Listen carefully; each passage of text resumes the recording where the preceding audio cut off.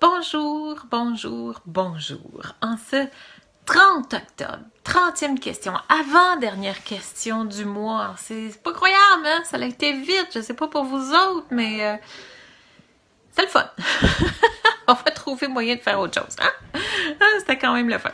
Donc là, le 30 octobre, aujourd'hui, 30e question. La question d'aujourd'hui, c'est « Je ne suis pas certain d'être assez gros pour satisfaire ma femme. Quelle est la dimension préférable? Est-ce possible de grossir mon pénis? » Bonne question. Pour ceux qui ne me connaissent pas encore, mon nom est Chantal Brault. Je suis néo-sexopédienne, c'est-à-dire spécialiste en savoir-faire et en savoir-être sexuel, une spécialiste des sens et du plaisir. J'aide les gens à faire la paix avec soi, avec leur plaisir et avec leur sens.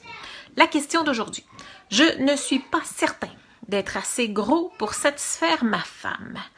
Quelle est la dimension préférable? Est-ce possible de faire grossir mon pénis? Là, on a plusieurs questions en une. Voyons qu'est-ce qu'on peut faire avec ça aujourd'hui. Je ne sais pas si vous avez du temps. On peut prendre un peu de temps. Je ne suis pas certaine d'être assez gros. Bon. Premièrement, je sais que c'est pas ça que vous voulez entendre, mais la jouissance, c'est pas une question de grosseur. Okay? Beaucoup plus de façon de l'utiliser parce que toutes les sensibilités génitales chez la femme sont à portée de doigts. Donc, un pénis, c'est déjà pas mal plus gros qu'un doigt. Reste à voir ce que vous faites avec, comment vous préparez votre partenaire, la présence que vous avez face à elle et de quelle façon est-ce que vous utilisez votre engin, de quelle façon est-ce que vous utilisez votre pénis. Ça, c'est vraiment la question. Mais on va quand même répondre à la question d'aujourd'hui. Quelle dimension est préférable? Il n'y en a pas vraiment de dimension préférable. La moyenne, on peut dire qu'elle se situe environ à 5 pouces. Je ne sais pas ce que ça fait en centimètres, il faudrait regarder. Là. À peu près 5 pouces. Alentour de ça, une petite affaire de plus. Là. C'est la moyenne. Si vous faites plus que ça, vous êtes déjà plus que la moyenne. Et je dirais que c'est assez général chez les hommes de toujours vouloir être plus gros, plus gros, plus gros, plus gros. C'est un peu la folie des grosseurs de ce côté-là. J'en ai vu, moi, pendant les 15 ans que j'ai eu une boutique érotique, des hommes qui voulaient faire grossir leurs membres, qui étaient déjà 8 pouces, 9 pouces, puis ils ne se trouvaient pas assez gros. Ça, c'est un peu comme les seins chez la femme. On va se faire mettre des seins, puis se faire mettre des seins, puis des seins, puis des seins, puis on dirait que c'est jamais assez gros, c'est une question de perception. C'est pas une question d'efficacité ou d'utilité. C'est sûr que il y a beaucoup de divergences de géographie génitale d'une personne à l'autre, d'une femme à l'autre. Les seins sont pas pareils, la grosseur est pas pareille, la génitalité aussi, c'est pas pareil. Chez l'homme, c'est la même chose. Les membres, c'est de grosseur différents, que ce soit au repos ou en érection. C'est pas la proportion au repos qui va faire la différence en érection. Quand on calcule ça, c'est plus en érection, parce que c'est de cette façon qu'on va l'utiliser pour la jouissance. Est-ce que c'est vraiment très important? À moins d'avoir quelque chose de gros de même, là, il n'y a pas vraiment de problème. C'est sûr que si vraiment vous êtes fait petit et que votre partenaire aimerait vivre, expérimenter ce que ça fait plus gros ou expérimenter, je dirais, c'est des expériences. Okay? Il y a toujours moyen d'aller se chercher un stimulateur qui soit vibrant ou non vibrant. Ça peut être juste un simple stimulateur. Ça existe même que c'est des genres de calottes là, qui sont vides que vous pouvez vous insérer à l'intérieur pour pouvoir pénétrer vous-même votre partenaire. Ça existe, ça aussi. Mais comme je vous dis, c'est pas là qui est l'important. C'est sûr que ça va faire une importance si il y a pas de sensualité, il y a pas d'attention, il n'y a pas de sentiment, il y a pas de... Si vous n'êtes pas attentif vraiment à votre partenaire, s'il n'y a pas vraiment de sentiment et d'amour entre les deux, j'en ai vu des femmes là, qui courent que après la dimension d'un pénis. Lui, là, lui est bien équipé, lui est bien équipé. C'est des fantaisies, ok? C'est des expériences. Mais, vous savez, plus c'est gros, plus ça demande de la préparation à la pénétration. Fait que c'est pas toujours gagnant. On a l'impression que plus c'est gros, plus ça doit être le fun, là. Non, c'est pas comme ça que ça fonctionne. C'est vraiment une question d'utilisation, une question de mouvement, une question de présence, beaucoup plus qu'une question de grosseur. Et ça fait une différence pour les premiers mouvements, mais après ça, le vagin, ça s'ajuste. Il s'ajuste aux dimensions. Puis même si vous insérez juste le doigt, il va se serrer aussi sur le doigt. C'est sûr que des fois, tu vas avoir des divergences dans les partenaires. C'est-à-dire que tu vas avoir des femmes qui vont avoir le vagin un peu plus distendu, un peu plus relax. Il y a toujours moyen de faire des contractions pour le resserrer. Et tu as des hommes qui vont être plus petits, d'autres qui vont être plus gros.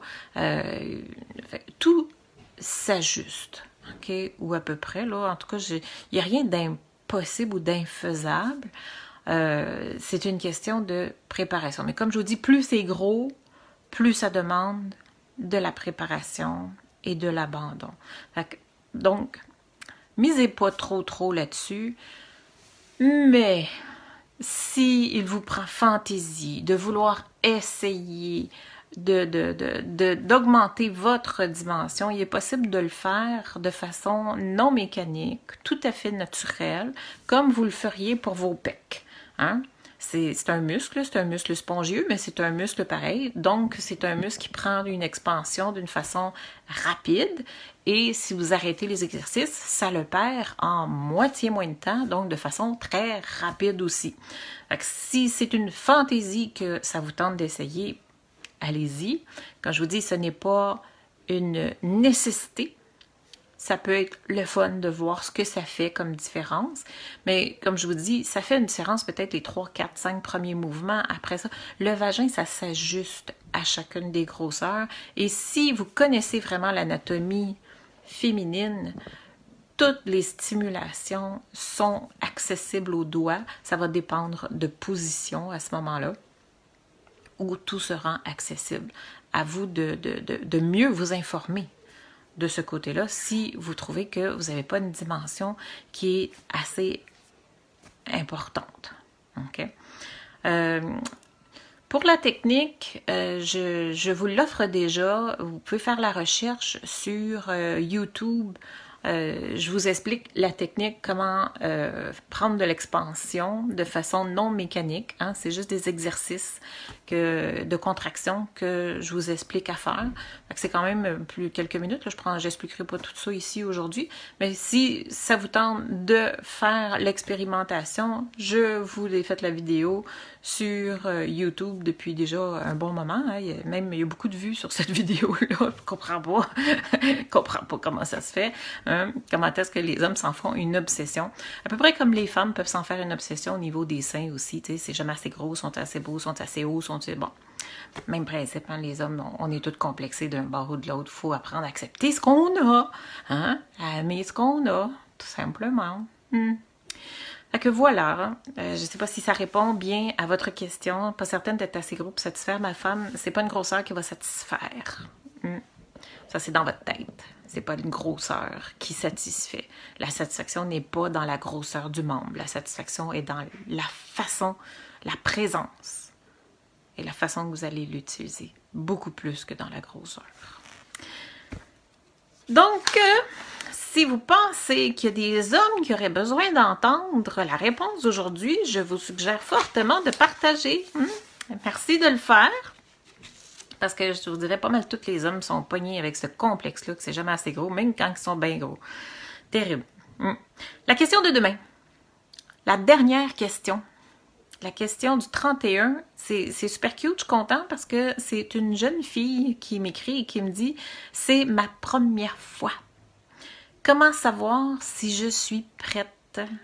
Je l'aime et je ne voudrais pas le décevoir. » Oh, ça va être le fun, ça, demain.